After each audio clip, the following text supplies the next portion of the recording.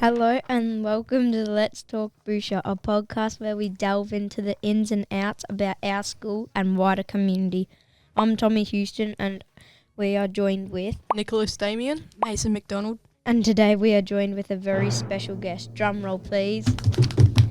Mr. Hueston! Yay! Okay. Okay, that was...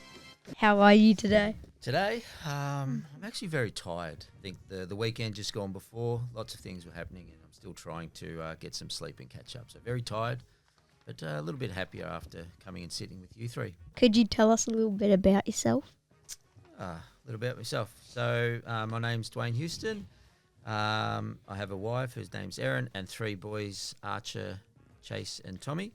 All boys have gone to Bourchier Street Primary School and two of them at Notre Dame at the moment. About myself, I am 44 years of age. I've been teaching for probably about 20 years now. I love playing sport, even though I'm getting a little bit old now and not able to play as much because I'm basically a taxi driving kids around to their sports. What do you do in your spare time when you're not teaching here at Bourchier? Exactly what I just said before, Mason. I'm pretty much a taxi now for Tommy, Archer and Chase with their basketball, their football, whether it's coaching. Currently on a Monday night I'll head over to Echuca and I've been working with the Bendigo Pioneers over there and doing a bit of football coaching, which is quite exciting. Just basically being a dad and watching my family play sport. I've seen that you've won a couple of premierships and other awards. Could you tell us a little bit about that?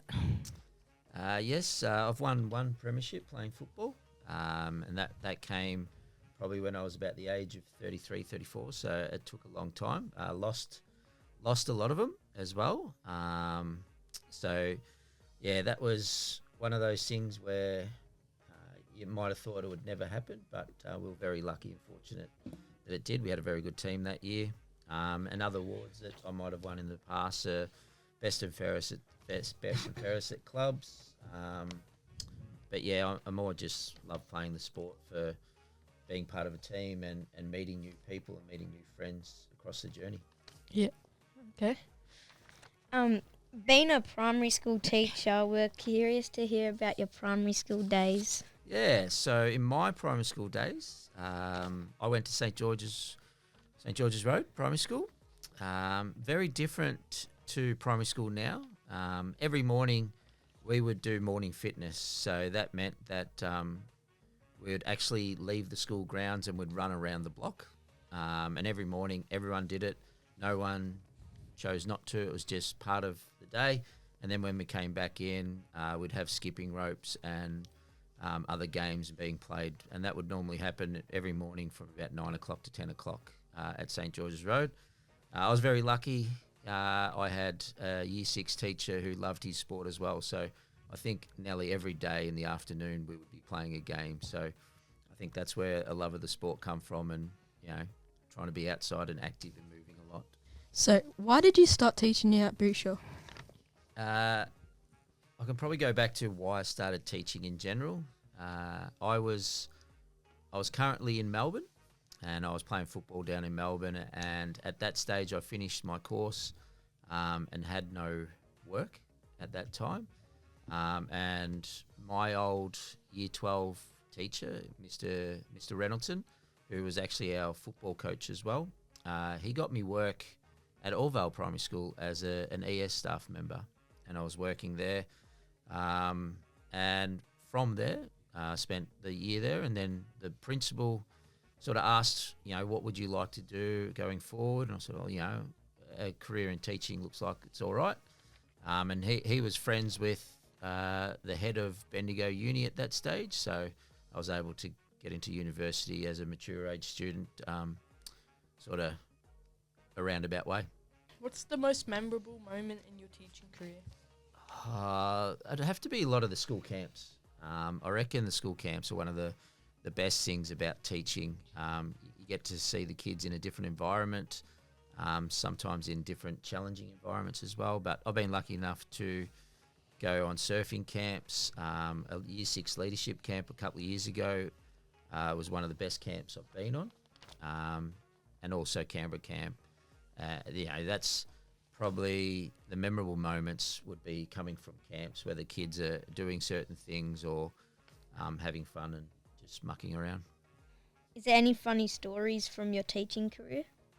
I probably can't remember any funny stories. There's always a lot of funny comments or funny things happen, like if students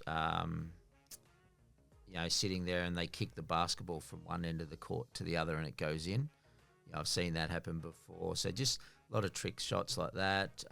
It could be some comments where you're thinking, where does that come from? So, yeah, I can't really pinpoint any funny stories at the moment. If tomorrow was your last day on Earth, what would you have for your last meal? Can I have chocolate for my last meal? I think so. Yeah, I love my chocolate, but actually I think it would have to be 2 things, strawberry thick shake and some hot cinnamon donuts. I reckon I would probably have like a pizza. Pizza would be up there as well. Yeah. I reckon for me it would be scrambled eggs with tomato sauce. Tomato sauce on everything. For me, it would be like a Subway kind of sandwich. Have you been overseas? If not, where is your dream destination? No, so haven't been lucky enough to venture overseas at the moment, but dream destination would be a couple of places. Like I'd love to go to Hawaii. I'd love to go to the USA, but also it'd be interesting in going to like the Cook Islands or something like that as well. I reckon I would probably go to like Japan or somewhere like that. I reckon I would go around Italy or somewhere, taste their famous spaghetti. I'll go around to Thailand. I don't know if this is like a good question, but in your classroom, who would you say's been like your favourite kid over all time? I'd have to be those that listen to me and don't annoy me. That'd have to be my favourite one. What do you reckon? Is there any like specific ones? No, not specific, because it chops and changes. All right, he's got to be a hard worker, very good listener, and don't annoy me. I see you're a basketball coach. Could you give us some coaching tips? This is a general a tip in general for anyone who's playing sport, and it could be any sport. I know a lot of coaches talk amongst each other, whether it's a football coach might be talking to a basketball coach and they ask about certain players and what they might be like. But if I can give you any advice from a coaching perspective, it's not about your ability. It's more about your body language and your attitude speaks volumes. So if you're having a bad day and you're drop the bottom lip and you're sulking, it shows a lot about the character you are. Whereas if you're having a bad day but you're still out there trying your best and you got your head up held high, it goes in a good favour for you. A lot of coaches notice your behaviour and your attitude before anything else. So if any word of advice would be, make sure that your behaviour and your attitude is really good.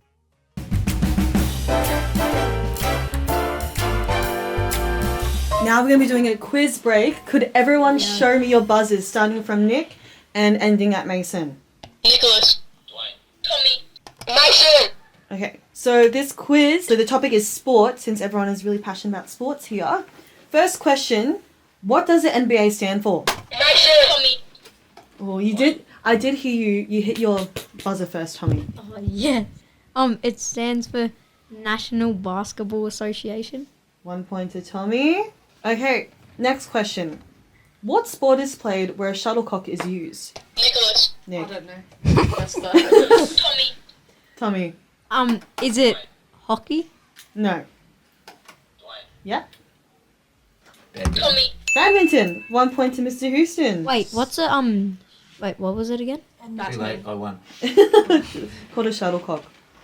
Oh, is that thing they hit? Okay, so the Olympics are held every how many years? Mason. Mason. 4 years. 4 years, perfect. I don't think mine's working. It's just really like dull. Which of the following is not an Olympic sport? A, gymnastics. B, baseball. Tommy. C, swimming. D, archery. Nicholas. Tommy. It's baseball. Yeah, baseball. One to Tommy. Okay, this is the last question. When the students here were prep, it was 2018. Who won the AFL Premiership? Mason. No, I said first. Okay. West Coast. You can't Oh, press your actually, button. No, No, you can't did press get your button that. before the Yeah, you answer can't is press it. finished. Too bad I won another question. That's cheating. What? No, No, because it's West Coast. Yeah. Okay. West Coast. I'll get one more question. It was I'll get one West. more question. Was it guys. West Coast? It was West Coast. Means I'm on Okay, 3. That means Tommy's No one's cheating. beating She's like, who won the 2018? Who won the premiership in 20? Nicholas. Yeah, but look at this. Ready? Tommy. Okay, I've got one. Okay. Ready? When did Shane Mason. Warne? Mason, no. No, you can't do that. Mason. When did Shane Warne tragically pass away? Tommy. Who's that? I heard Mr. Houston did hit his button first. Who's Shane Warne? Is it 2024? No. 2023. Mason. No. It was Mason. no. But I did mine after him. No, it doesn't matter. 2021. No. Oh. Okay. What was yours? Nicholas. 2019. No. Tommy. 2022. Yeah, 2022. Do you not know Shane Warne? He's No. a cricket player Oh, for sorry. Australia. Sorry, Nick. Well, was a cricket player. So Tommy did win that yeah, I round. think he was. I mean, sorry, you did win that game. Tommy. No. Yeah, you did. Yeah, because he was cheating. He was like, Mason. But if you get Okay. it wrong, you have to take a point off. So I didn't get it wrong though. technically, I won. So that's 2022. Technically, you got 2 wrong, so that means you were on -1. So that only got you back to 0. If you could swap places in with anyone in the world for one day, who would you swap places with, and why would you swap places with them? I'd have to say it's probably the same person who's your next question in who is my idol. I'd want to swap places with Michael Jordan. Right? I think Michael Jordan, just to experience his mindset and his mentality and how hard he worked, and I'd want to swap places with him for one day. Or for more than one day. I'll probably swap places with Snoop Dogg. Because he's Snoop Dogg. Who wouldn't? I reckon I would want to swap places with Massimo D'Ambrosio. See how the AFL life is. I would swap with Tom Holland. Just want to experience what it's like to be like a actor and to be Spider-Man.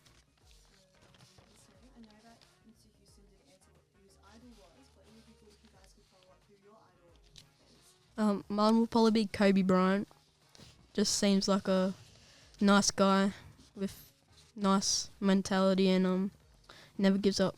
Mine's another AFL player. It would probably be Jarman Impey because, like, he's from Shepparton and he played at Shep Swans and then he's in the AFL.